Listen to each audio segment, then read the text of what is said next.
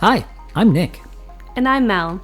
I grew up playing outside. And I grew up doing something meaningful, watching movies and TV. I never had cable, and we finally bought a VCR about the same time DVD players hit the market. Throughout our marriage, Mel has sadly missed many of my pop culture references and movie quotes. So it's time to catch up on all the films I missed. Good evening, Melissa. Hello, Nick. How are you? I'm awesome, actually. Are you? Yeah. Wow. Yeah, it's movie night. It is movie night. Mm-hmm. You don't feel like you're just on a never-ending treadmill and everything just keeps coming at you? Nothing? No? Like Starbuck? Like Starbuck? On Galactica? Why do you always bring it back to Battlestar Galactica? Oh, because it's amazing. That's fair. Best show ever. So, no, I don't feel like that. Okay. Well, maybe a little, actually. Yeah. But why do you say that? Is that a clue? Am I known to do such things? I hesitate to. When you said never ending, of course, Right. I thought of the never ending story. Oh, yeah, that's true. That's no relation to that, right? No. You've seen that movie. Yeah. Never ending. I'm clueless. I don't know what you're getting at here. Oh, yeah, that's fine. Tonight is going to be. Do you have any idea what we're watching? No. I feel like that proves it, but I always like to ask. No idea. I don't know what we're watching tonight. What? I have very limited knowledge of this movie, but there's a very specific reason why I picked it. Okay. What's the last movie we watched? Oh, gosh. It had a big, beefy guy in it. There was a dystopian future. Oh, right. The Running Man. Oh, my Okay, gosh. The Running Man. Well, we watched You've been running yourself Fall right. Guy between that, so. Okay. Yeah. I love you. So, the movie we're watching tonight is called Marathon Man. Oh. I've never seen it, but I know who stars in it. Do you know anything about this movie? Is it also starring Arnold Schwarzenegger? That's what I thought for the longest time, which is why I've really wanted to watch this movie for a long time. Yeah. Because The Running Man and Marathon Man, very similar titles. And I'd seen The Running Man. So a lot of times when I would see Marathon Man, I'd be like, oh, that's the Arnold movie. It's not. And the actor in this movie, it's laughable to think of this guy being in an Arnold movie. Okay. Yeah. So, yes. Jeff Goldblum. No, actually, Jeff Goldblum is like very athletic compared to this guy. Oh. Although this movie might prove me wrong. This is like a side of this actor that I probably have never seen. Jason Schwartzman. Nope. Sorry, Jason. That's okay. That when unathletic comes to mind, I guess at his name. I think he's doing okay. Yeah, okay. He's all right. He was a drummer. Like, that's very Phantom athletic. Planet. Being able, to play the drums. That's true. Like, for a whole set. Like, That's true. That you burn like 10,000 calories, something crazy. I was thinking of his nerd persona in Rushmore. Okay. Oh, yeah, totally. So you know nothing about this film? Nothing. I have nothing. All right. So you know the title of it. It's Marathon Man. And you know I haven't seen it, which is a little crazy. It is. Yeah. What are you excited about or apprehensive about? Well, it could be awful. It could be. You haven't seen it, so you can't vet it. That's fair. But it's an 80s movie. There's going to be something in it that we enjoy. I didn't say it was an 80s movie. No, but I think it is. Oh, okay. That's my guess. Okay. We find things that we like, even if the movie is terrible. That's fair. We are definitely a bright side of movies couple. So yeah, I'm. This is gonna be good. Let's watch this mystery box. I really want you to make a movie poster for me for this one. Okay, I don't know why, but when I heard the title, like I pictured, just like a red and blue, like the gas station marathon. Is that no, why? No. Because that's their logo, the red and blue marathon I've stations. seen like the VHS cover really? to this. I think it's like this. Yeah. So I see like TV screens all stacked on each other. So it looks like a grid. Okay. And it's red and blue. Okay. Kind of with that TV glow. Can you tell us what a VHS is for someone who's listening who may not know? It's an ancient TV and movie viewing cassette device that allows you to view moving pictures. It sure does. On your TV. It hooks up to your TV with the cord. It does it? Just the VHS? You just hook it up with a cord? The VHS player. Oh, okay. Got it. All right. Wow. Okay. So Marathon Man, it's a screen. That's your Yeah. I'm like, the feeling is like of like the blue glow of the TV at night. Okay. And there's red in there too. Okay. And I'm going to ask you an audible quiz right now. Mm-hmm. Do you know what VHS stands for? I didn't know. I couldn't remember. I just looked it up. Video something system. Wow, I am very impressed. Video hum system, is that what you said? Video something. Video system. Well, I mean, the name is so basic. It's like, wow, duh. Like, it made it so you could watch movies at Video home system. system. Oh my gosh. I know, right? What? Yeah. Okay. Yeah. Wow. Okay, give us a tagline for the Marathon Man, and then we can go check it out. It was the only movie he had never seen. Touche. All right, let's go. Let's do this.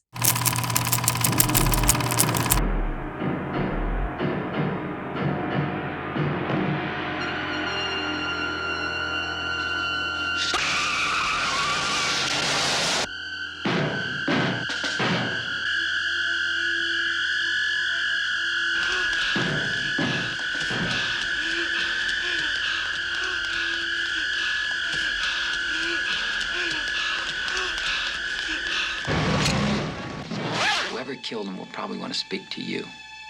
I don't know anything. I'd like to use you as possible bait.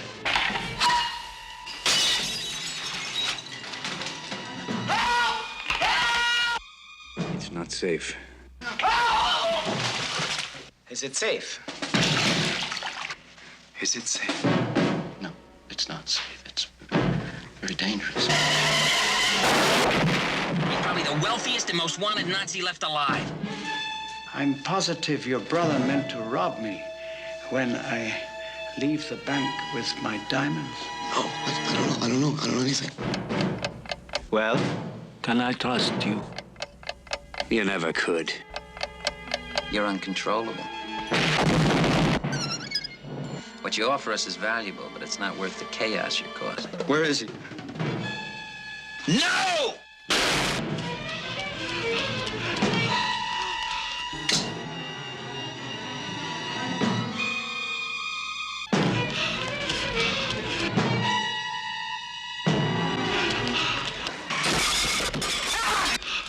Now, when the gap gets too large between what the FBI can handle effectively and what the CIA doesn't want to deal with, that's where we come in. What do you do exactly? We provide Provide what? anything. Were you Sal's mistress? I never even met him.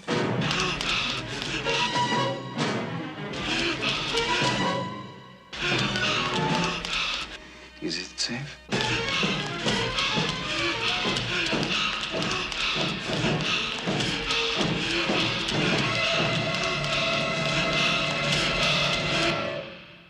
Marathon Man.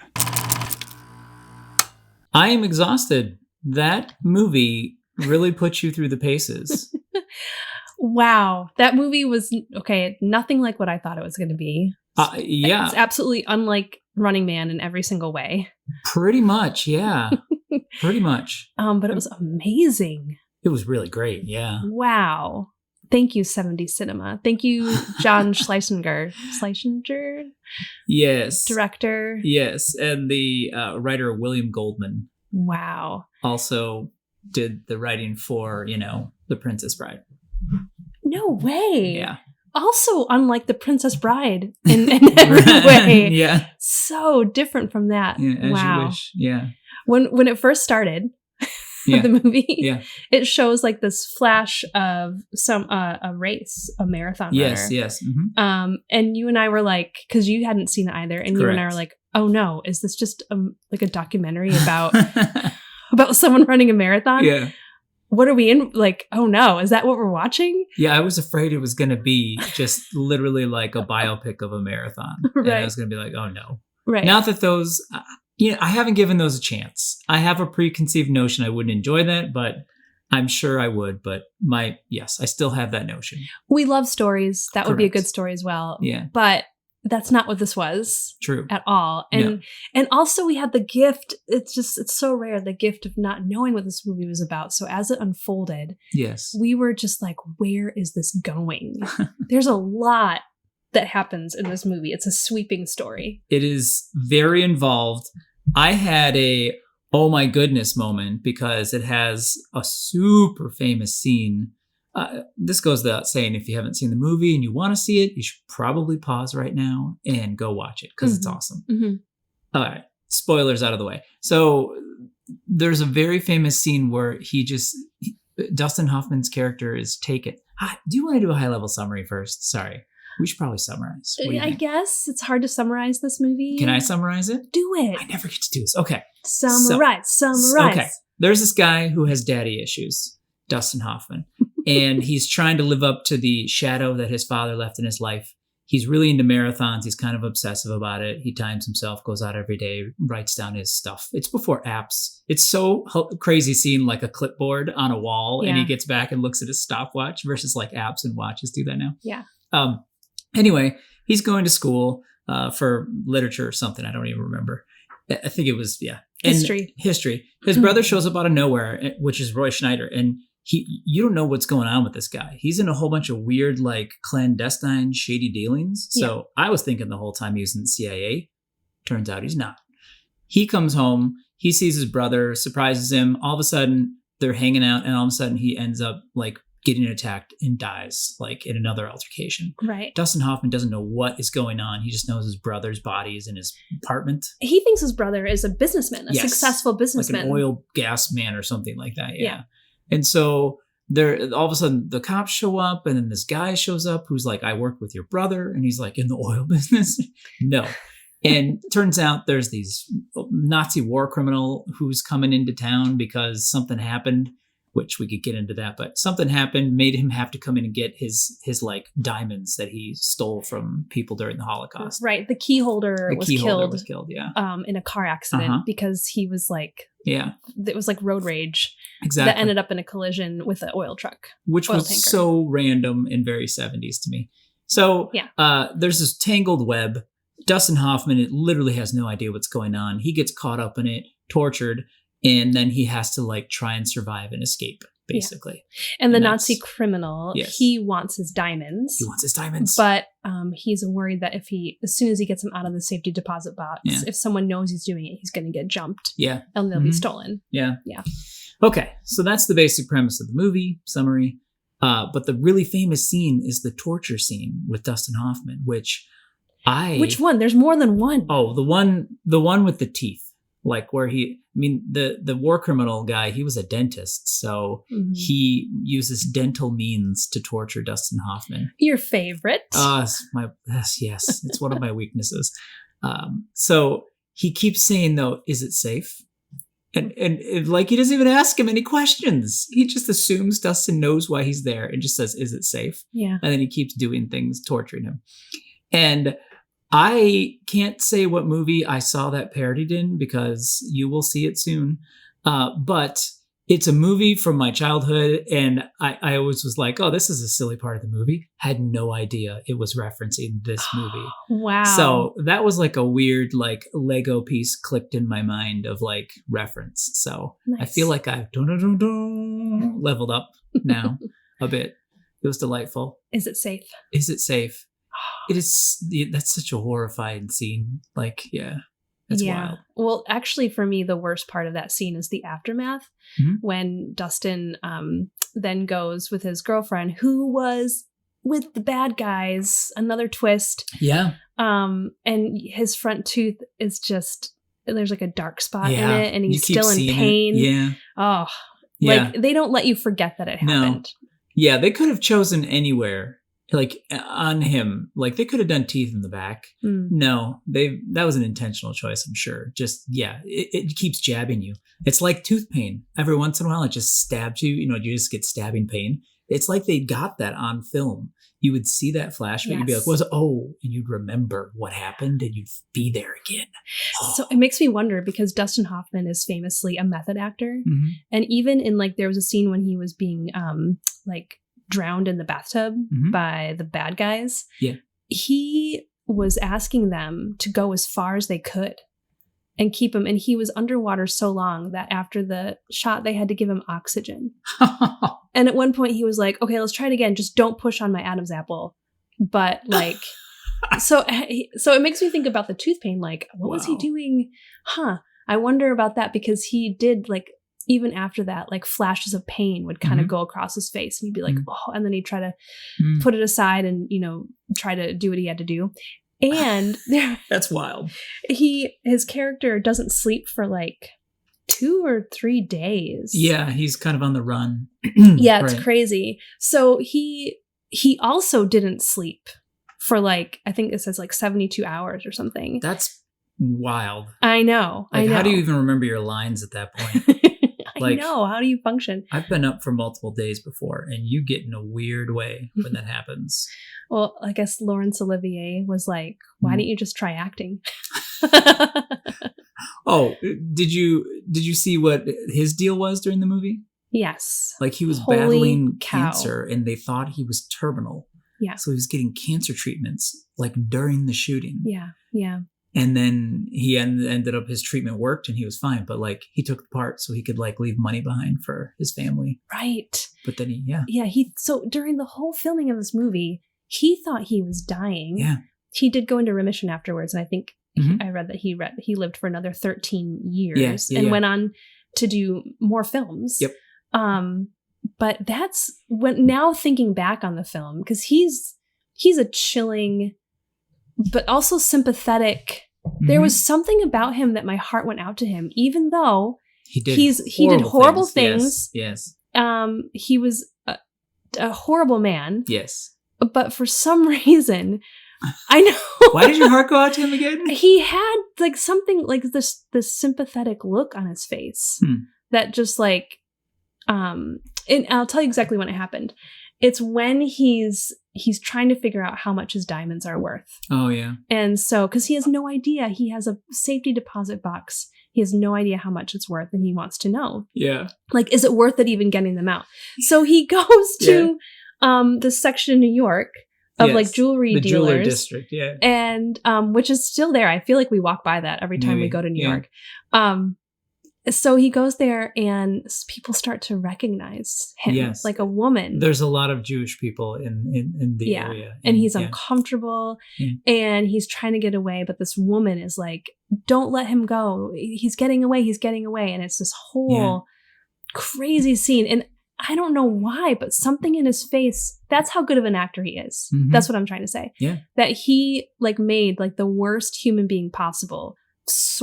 I felt sort of bad for him in that moment. You felt his emotions in that situation. I did. Yeah. Totally. I agree. You could feel the tension in his nervousness and and yet he goes through and literally in those scenes when he's trying to escape, he like kills someone to get away. Like, right, with his awesome James Bond like knife that shoots out of his wrist. Yeah. His awesome like cuff. He has like a Wonder Woman cuff.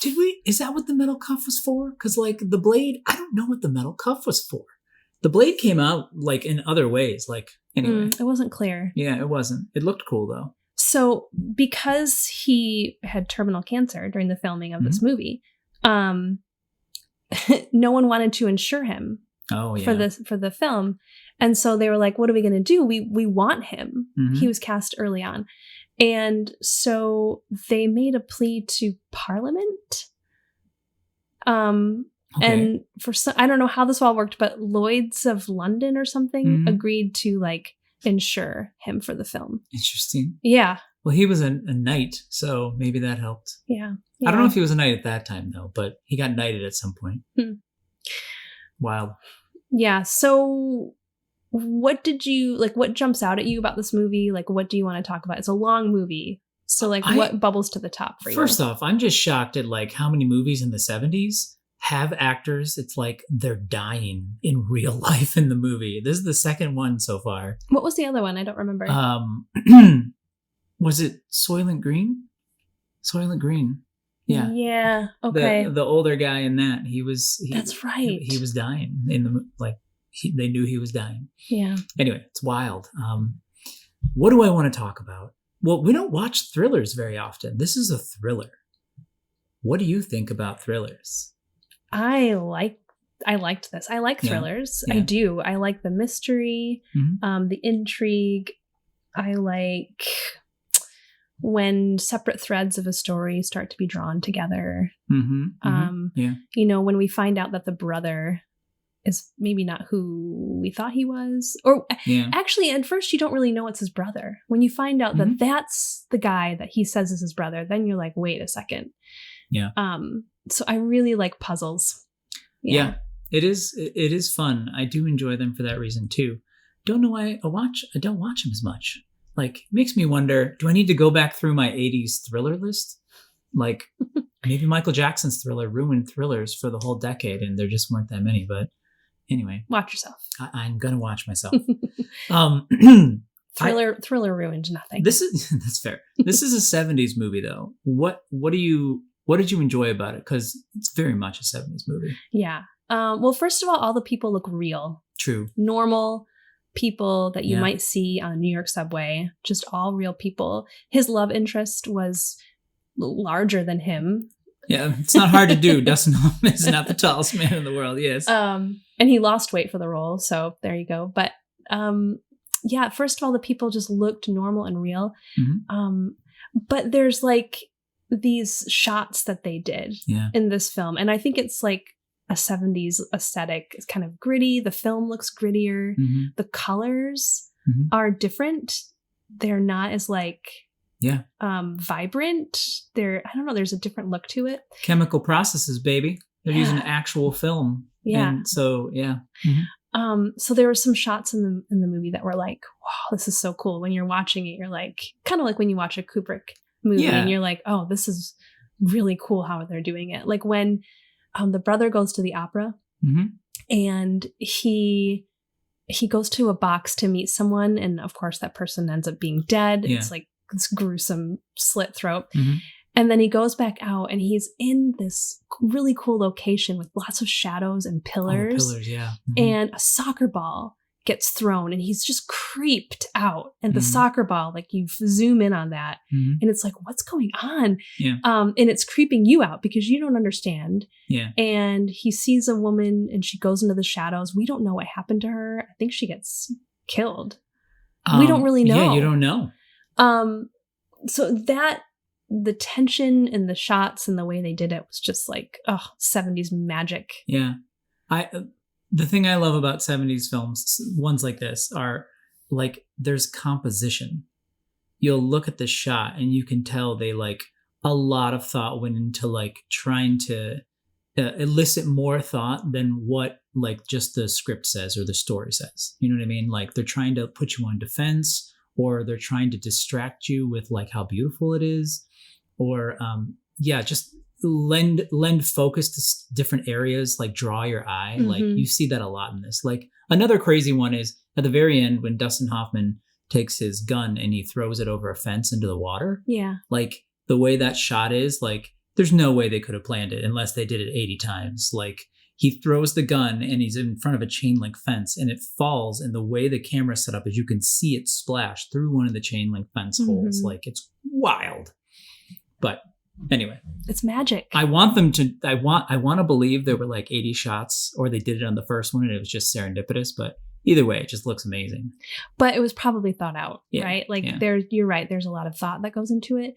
And when like Dustin Hoffman, when he's running, it's just like long shots. Like, and it just shows this the other thing is like, it's a different New York. Oh my goodness. Yes. This is 70s New York. Yes. Like people aren't just like, hey, sweetheart, I'll help you. Like, oh no. Like they see, bystanders see like two old men fighting in the road with their cars and they're just watching. Yeah. You know, an old woman leans out of a window and she just eats an apple watching the action. Like no one's helping. That's the TV. Yeah. Mhm. Yeah. And It's definitely grittier. yeah, definitely. Mhm. And the only thing that reminded me of Running Man, one thing. Oh my goodness. What? Well, when Dustin Hoffman is actually running away from the pursuers. Yeah. And New York is just full of garbage. There's just piles of garbage. Yeah, it looks like looks like wasteland. Yeah. Yeah, was that what it was called in Running Man? Like when they were like, I don't know, it was part of the game. Yeah, when they were in the arena, like yes. there were just like broken down, dilapidated areas. Exactly. That's what New York looked like in this film. Yeah, at least the portion we saw. Yeah. Yeah. Uh-huh. That was crazy. Agree, that was. And the part where the bad guy had a jetpack and he flew in and shot flamethrowers at him. No, that's a different movie. Different, that was the Running Man. Different movie. What do you think this movie would have been like if Arnold Schwarzenegger had played the main role? Okay, I love Arnold Schwarzenegger, but the depth of acting would have not. It just wouldn't have been as deep and intriguing. You know what I mean? Yeah, I just think logistically, a lot of the things wouldn't have been possible. Like, you wouldn't believe that the two guys would be able to like overpower Arnold and then have him fit in a tub like that and all that stuff. Yeah, exactly. Would have been harder to believe. Yeah, yeah. So what was your favorite part of the movie? Did you have one? I think the first thing that comes to mind is I liked a lot of it. But the first thing that comes to mind is when Dustin Hoffman, it's at the end. He escapes from the bad guys. Well, actually, he kills them all. And they kill each other. He sure does. Like all this crazy stuff happens in this house that his girlfriend brought him to. And he goes back into the city and he finds Laurence Olivier and he has a gun. It's his dad's gun. And he says, "Is it safe?" And that part's like, yes, awesome. I was worried for him. I didn't think he was going to survive. Turns the tables, yeah. Yeah, exactly. You were saying that literally the whole movie. You were like, well, he's going to die in the end because it's a 70s movie and everything's sad. He's going to die and then it's going to be like credits instantly. Yeah. Immediate. Actually, like, I feel like this movie ended on a pretty positive note considering the circumstances. It did. Yeah. Like, he made it through. Literally everyone in the movie died except him. And the random thug neighbors, which were hilarious. But yeah, it was actually kind of positive. Like, he also had worked through his issues that he had with his dad and everything, it seemed like, or at least he was on the way. So shockingly, depressingly optimistic movie. I like how it ended too. There was like the showdown in this really cool location, which was kind of James Bond-ish. Yeah, the water processing plant. Yeah, yeah. Whenever I see structures like that, I think about I lament like modern construction. Like, you look at structures and how they used to be built and they were beautiful. Yeah. And they were functional, but it has these beautiful brick and these metal scaffoldings with this cool spiral staircase that goes down to the water.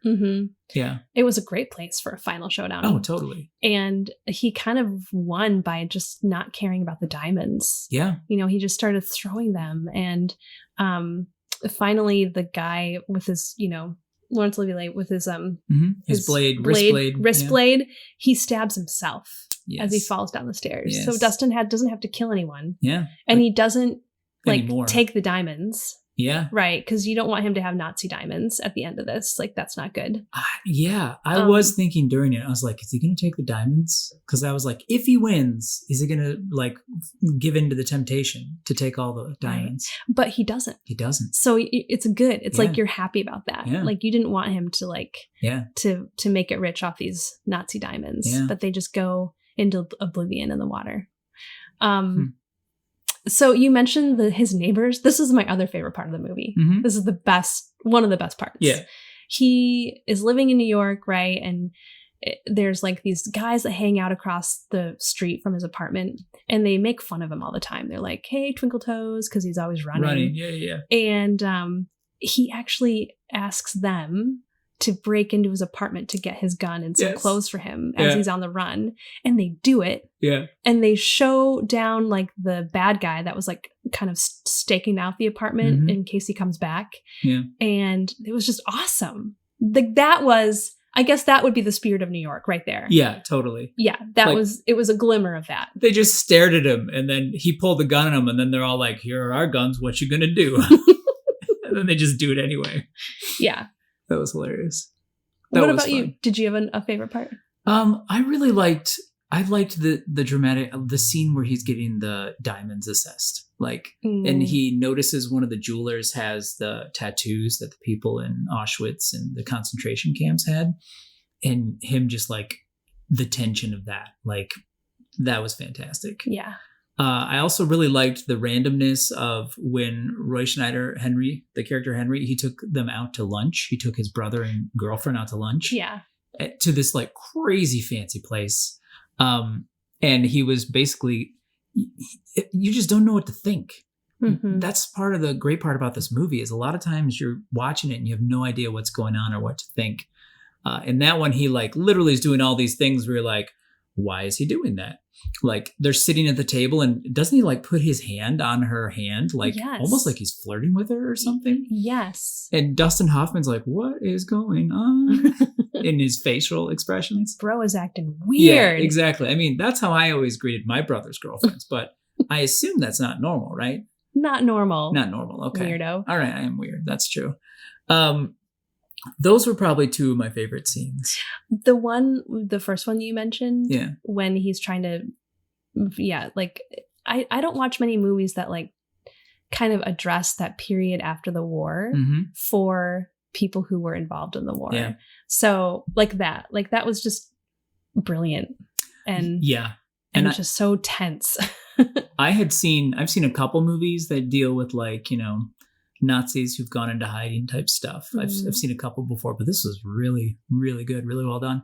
The other thing I love about it too, the way the story started out with the just two random characters Yes. getting into an altercation, and Yeah. then you're like, why is this being shown? It just sets the tone for the whole movie so great. It's almost like a butterfly flaps Yeah. its wings over here, and so it Mhm. has this ripple effect over there. Yeah. It was the first seemingly not connected, but Right. absolutely connected Yeah. incident Yeah. that like set into motion these things for these other totally unconnected people. Yeah. Yeah. Totally. Yeah, I really liked that. List 3 films you think of when you think of Dustin Hoffman right now. The Graduate, The Graduate. The Graduate, The Graduate. and The Graduate. Are you kidding me? Have you seen The Graduate? Yes. Oh, okay. I'm shocked Uh, you've seen The Graduate. Other movies by Number one that comes to me is Outbreak. Oh, That's the first movie your Oh eyes my just got gosh. so big, by the I way. loved that movie. I know. Let's watch that one again right now. Outbreak is the first one I think of. I think Okay. that's probably when I was And then introduced to Rain him. Man. Rain Man. Mm-hmm. Have you seen Rain Maybe. Man? Okay. And then is there anything else besides, I mean, of course there's more, but Oh, there's tons. like, are those like the big three that people think of? yeah, pretty normal much. people? Normal people probably would say The Graduate. They'd probably say The Graduate 1st. Mm-hmm. There are a couple other ones, but I was shocked you didn't say Outbreak because that was such a huge movie in the 90s. I forgot about that yeah, one, yeah. but I loved it. But having seen that, though, how do you feel about seeing he was very young when he made this film? Yeah, it was fun seeing him like so young. Mm-hmm. But he didn't feel like, it didn't seem inexperienced. Like, Yeah. it was like, has he just always been a great actor? That's kind of what I'm getting at. Like, Well, he had done quite a few films at this point, too, so okay. he was pretty great. Yeah. Now, did you want his pants? Because I noticed when I was looking at the 70s men's pants styles, I was like, Melissa's probably just ogling these pants, like wanting to wear his pants. I didn't The notice fashion. his pants. His acting so good, it got you to not notice fashion. Right. Like Wow. he just wore like a lot of disheveled clothes.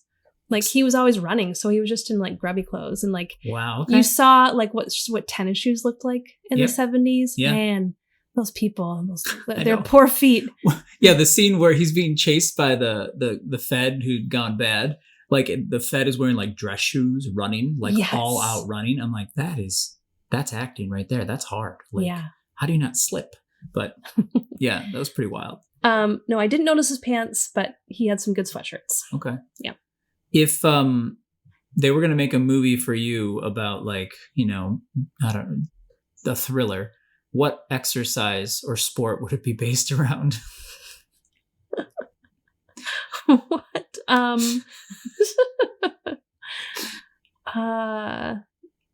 Does he? No, not yoga. Yeah, I thought you were going Does to pick yoga. count? Yeah, Can I work that into a thriller? I think you could. Sure. Yeah, yours would be yoga. I would Okay. agree.